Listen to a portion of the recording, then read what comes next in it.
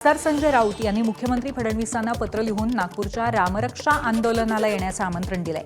18 जुलैला नागपुरामध्ये रामरक्षा आंदोलनामध्ये फडणवीसांनीही सहभागी व्हावं असं त्यांनी म्हटलंय। आंदोलनामध्ये स्वतः सहभागी होऊन रामभक्तांना शुभेच्छा द्या असं राऊत म्हणाले। शनिवारी 18 जुलै रोजी 4:30 वाजता नागपुरात रामनगर येथील राम मंदिरामध्ये उद्धव ठाकरे यांच्या उपस्थितीत रामरक्षा हा एक उपक्रम, त्याचा दुसरा टप्पा आम्ही तिथे राबवतो। मुंबईत झालेला तयारी सुरू आहे।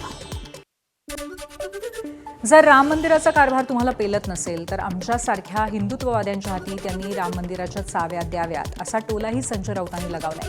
आज राम मंदिराच्या चाव्या चोरांच्या हाती असल्याची टीका त्यांनी केली, तर राऊतांच्या या टीकेला भाजप प्रवक्ते नवनाथ बन यांनी प्रत्युत्तर दिलंय। संजय राऊत, तुमच्या हातात चावी दिल्यावर काय झालंय सर्वांना माहिती आहे। पत्राचाळ, राज्याच्या चाव्या, खिचडी घोटाळा, 100 कोटींचं टार्गेट तुम्ही दिलं, त्यामुळे मुंबई कशी लुटली हे यातून दिसून येतं असा पलटवार नवनाथ बन यांनी केलाय।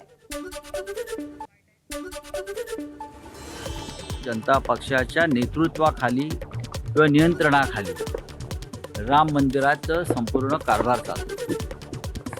जर त्यांना असं वाटत असेल की ज्यांची श्रद्धा खोटी आहे, याचा अर्थ जे शेकडो करसेवकांनी तिथे बलिदान दिलं त्या बलिदानाचा ते अपमान करताय। जर तुम्हाला राम मंदिरचा कारभार करणं जमत नसेल तर त्याच्या चाव्या आमच्यासारख्या हिंदुत्ववादी संघटनेकडे आणि संस्थेकडे द्याव्यात आहे। आम्ही तुम्हाला राम मंदिराचा कारभार उत्तम प्रकारे करून दाखवतो। आज राम मंदिराचा चाव्या चोरांच्या हाती आहे आणि ही चोरांची भाषा आहे। ते जे महाशय बोलतात ही चोराची भाषा आहे आणि चोराच्या मनात चांदणं असतं, त्या पद्धतीने ते बोलत आहेत। तुमच्या हातात चाव्या दिल्यानंतर त्याचं काय झालं होतं हे महाराष्ट्रानं बघितलंय। पत्राचाळीच्या चाव्या संजय राऊतांच्या हातामध्ये दिल्या, करोडो रुपयाचा घोटाळा संजय राऊतांनी केला।